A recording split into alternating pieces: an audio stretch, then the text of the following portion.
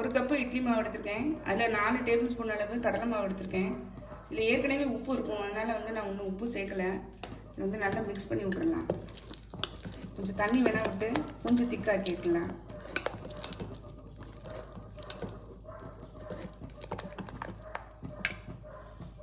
அது மேலே தூவுறதுக்காக கொஞ்சம் கேரட்டை வந்து துருவி வச்சுருக்கேன்.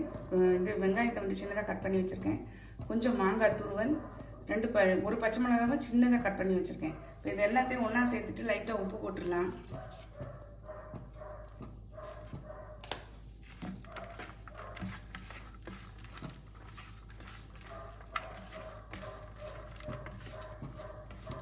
இருக்கட்டும். இது மேலாப்பில் வந்து நம்ம தூவி விட்டுடலாம்.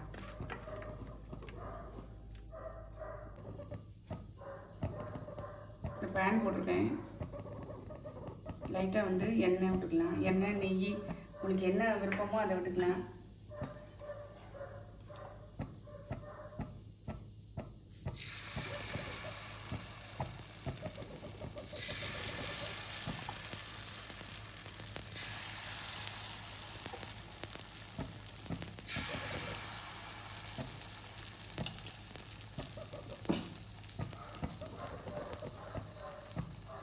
கொஞ்சம் வேகட்டும். நம்ம இதில் மேலே துருவி வச்ச அந்த கலவையை சேர்த்துடலாம்.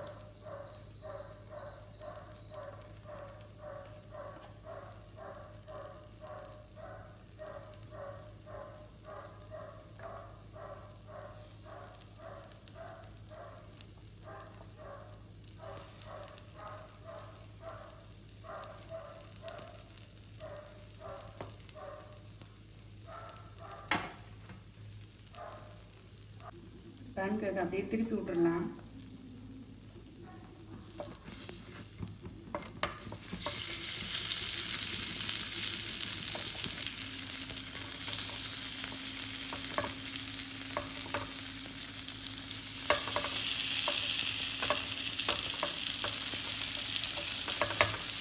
ஒரு 2 நிமிஷம் வேகட்டும், எடுத்துடலாம். 2 செகண்ட் வந்தால் கூட போதும்.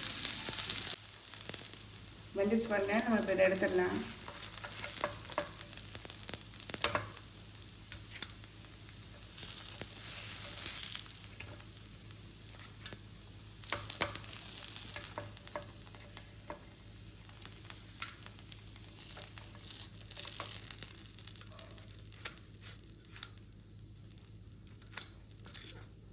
பாருங்க, எடுத்துட்டு சூப்பராக இருக்குது.